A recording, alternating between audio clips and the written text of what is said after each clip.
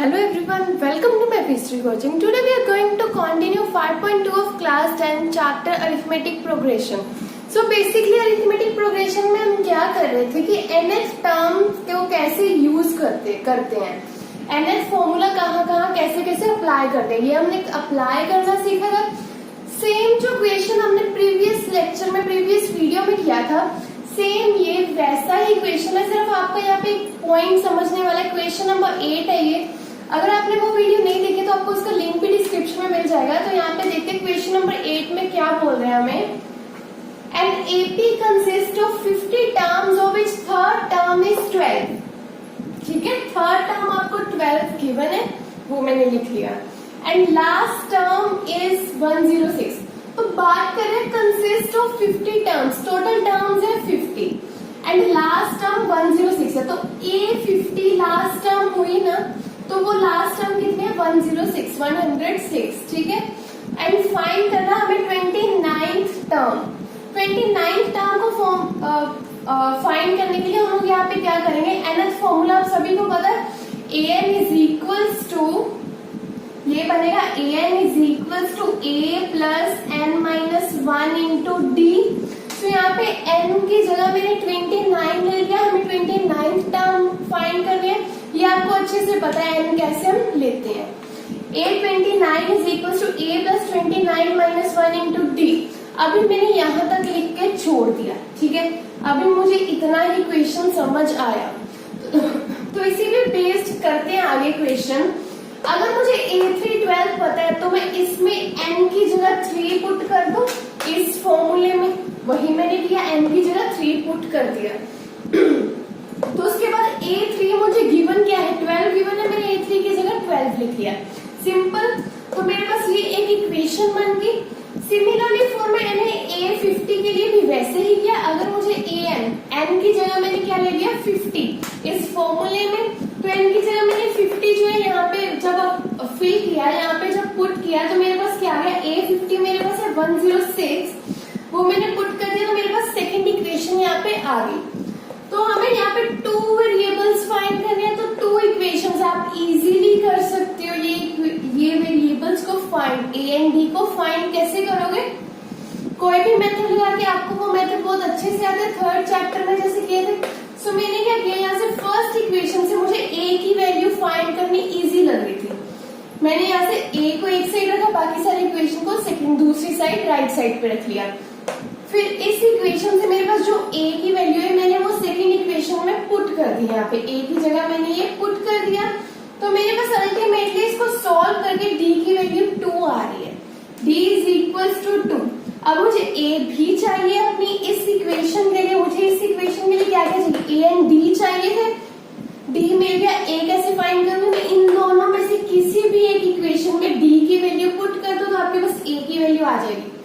मैंने क्या किया, फर्स्ट इक्वेशन में d की वैल्यू यहाँ पे 2 पुट कर दी तो मेरे पास a इज इक्वल्स टू 8 आ गया. अब मेरा नेक्स्ट काम गया, इसमें मैं a एंड d की वैल्यूज पुट कर दूंगी. a की जगह मैंने 8 एंड d की जगह मैंने 2 पुट कर दिया. सो 829 मेरे पास क्या आ गया, फाइनली 829 इज इक्वल्स टू 64. जो मुझे फाइंड करना था 29th टर्म क्या आएगी. That's it.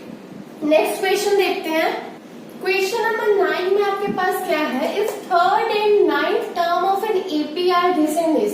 तो थर्ड टर्म मेरी 4 है एंड 9th टर्म मेरी -8 है. मैंने वो लिख लिया, third term 4, a9 is -8. Which term of an AP is 0. तो कौन सी ऐसी टर्म होगी कि एपी में 0 आएगी. लेट्स से मैं कोई भी एपी लिखती जा रही हूँ, 1 2 3 1 -2 -5, इस तरह से मैं कोई एपी लिखती जा रही हूँ.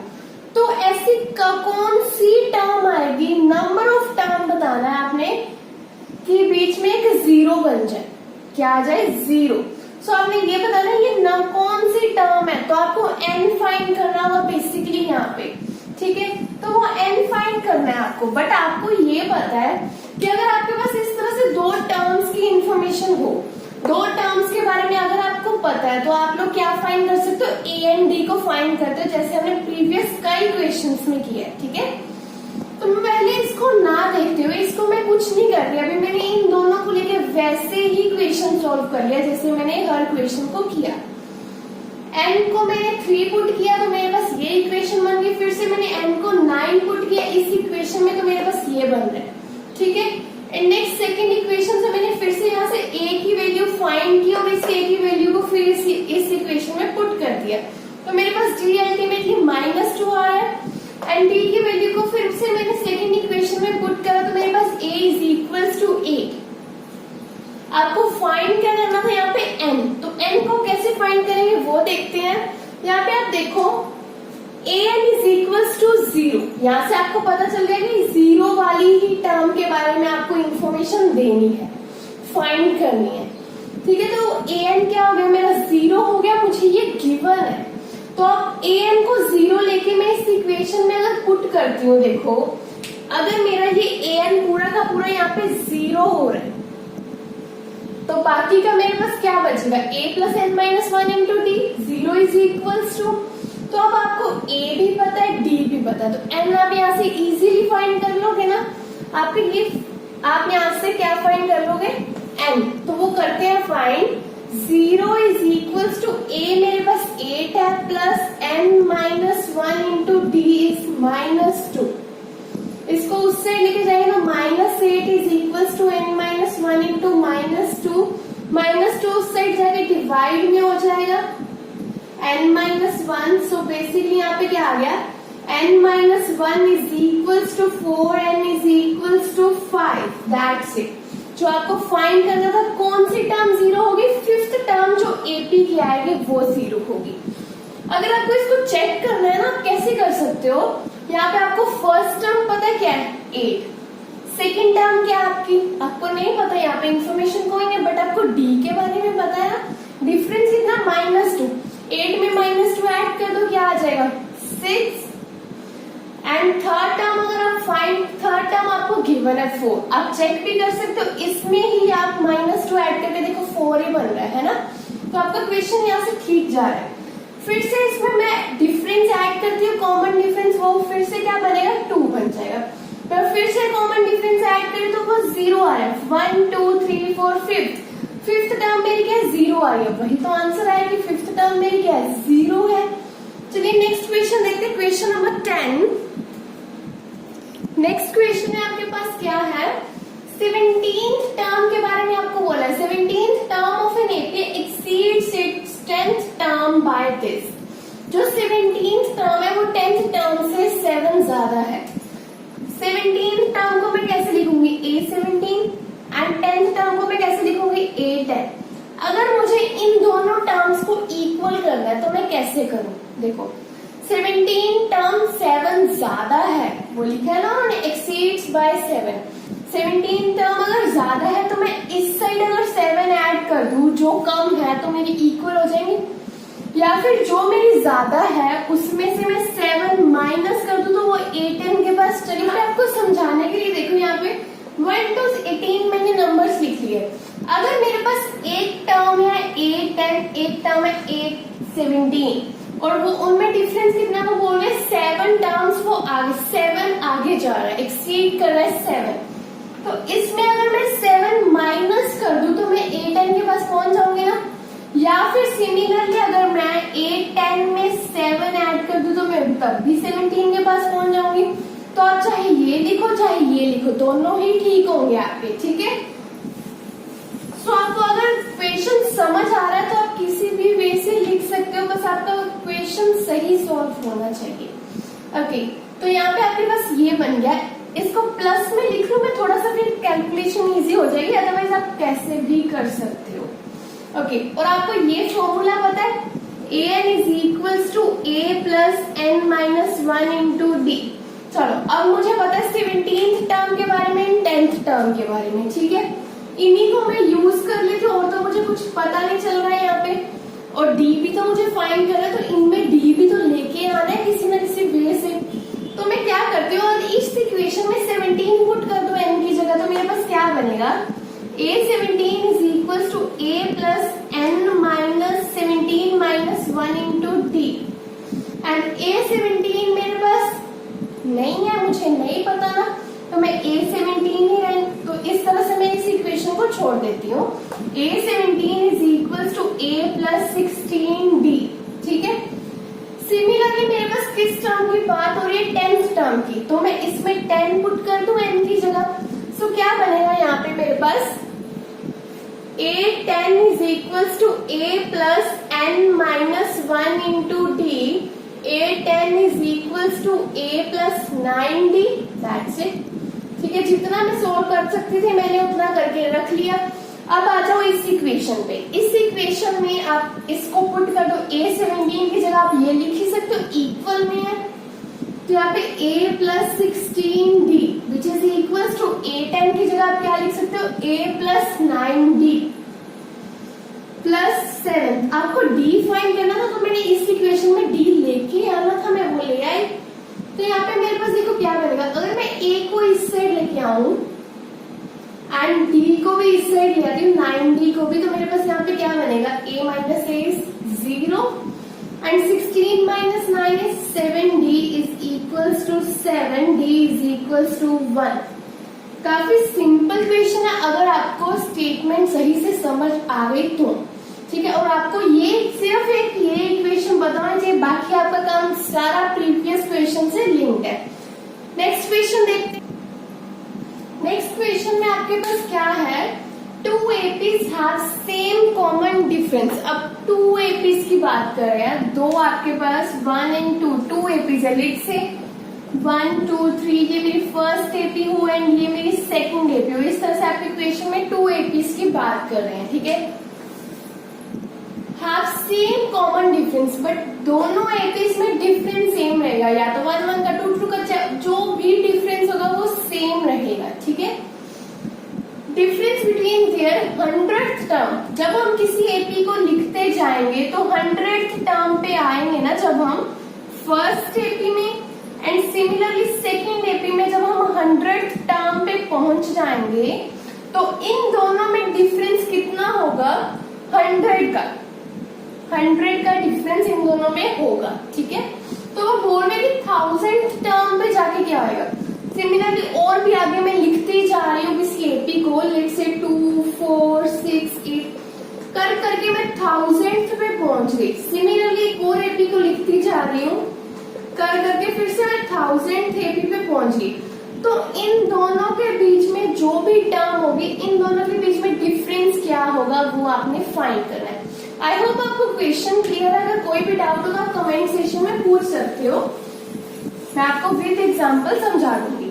ओके, तो यहाँ पे आप देखो 100th एंड 1000th टर्म की बात कर रहे हैं ना, बट उन्होंने बोला कि कॉमन डिफरेंस सेम रहेगा। फर्स्ट टर्म तो चेंज हो सकती है ना, ए के बारे में मुझे कुछ नहीं पता यहाँ पे, तो मैं लेट कर लेती हूँ जो मेरी फर्स्ट एपी है, फॉर फर्स्ट एपी मेरा जो फर्स्ट टर्म होगी वो क्या होगी, लेट्स से वो स्मॉल ए होगी, एंड कॉमन डिफरेंस जो रहेगा वो तो क्या रहने वाला है, डी, सेम ही रहना।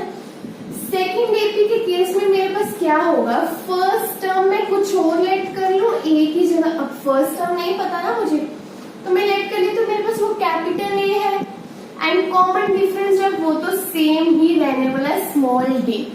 तो मेरे पास जब ये आ गया तो उसके बाद मुझे फॉर्मूला बनाना पड़ेगा, वो क्या बनेगा, इसके लिए तो यही फॉर्मूला है।